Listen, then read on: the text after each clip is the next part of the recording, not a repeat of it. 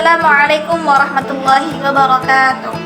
Alhamdulillahirabbil alamin. Assalatu wassalamu ala asyrafil anbiya'i wal mursalin wa ala alihi wa sahbihi rasulillahi ajma'in. Amma ba'du.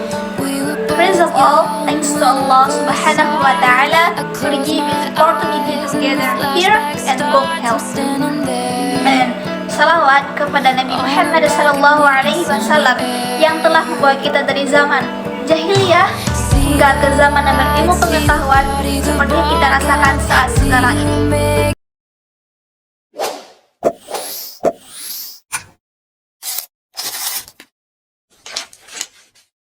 Perkenalkan, saya Saskia Nurani Cia dengan NIM 2513010072 dari kelas HKB. Tujuan saya untuk membuat video kali ini yaitu untuk memenuhi tugas UAS Bahasa Indonesia dengan dosen Bapak Fahmi SSMU.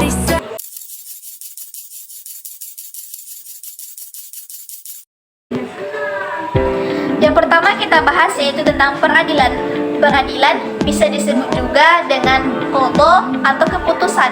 Sedangkan menurut istilahnya, peradilan ialah suatu lembaga yang ditugaskan untuk menyelesaikan suatu permasalahan atau suatu perkara antara dua orang atau lebih dengan hukum Allah Subhanahu wa taala.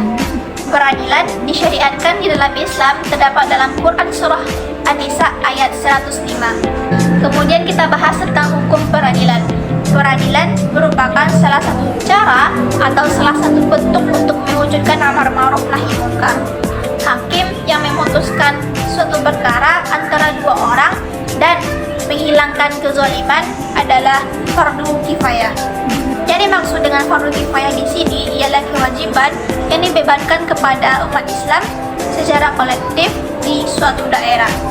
Artinya ialah jika di suatu daerah tersebut sudah ada satu hakim saja, maka gugurlah kewajiban yang lainnya.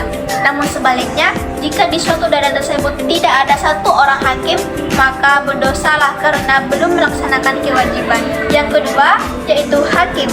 Hakim ialah orang yang bertugas untuk memutuskan suatu permasalahan atau suatu perkara antara dua orang atau lebih dengan hukum Allah Subhanahu wa taala. Kemudian, apa sih syarat-syarat untuk bisa menjadi hakim? Di sini ada 9 syarat untuk kita bisa menjadi hakim. Di antaranya, pertama yaitu ada Islam. Menurut syarat, orang kafir tidak boleh diangkat untuk menjadi hakim. Yang kedua yaitu mukhalaf. Mukhalaf ialah orang yang sudah balik dan berakal, maka tidak diperbolehkan atau tidak dianjurkan untuk anak-anak bisa menjadi hakim. Di sini, hakim tidak hanya dituntut untuk berakal, namun hakim dituntut untuk memiliki pemikiran yang cerdas, tidak pelupa, dan cerdas dalam memecahkan suatu permasalahan. Yang ketiga, merdeka. Yang keempat, laki-laki. Yang kelima, adil. Yang keenam, mendengar. Yang ketujuh, melihat. Yang kedelapan, berbicara. Yang kesembilan, berijtihad.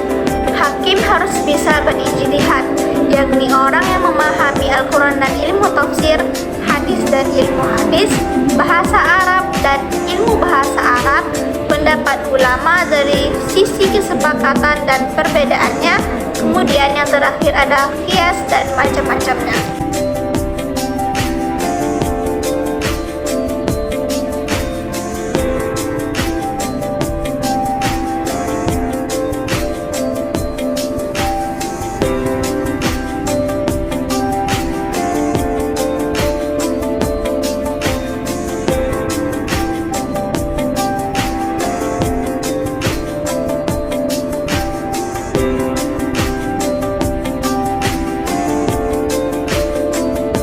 Itulah presentasi dari topik yang dapat saya sampaikan.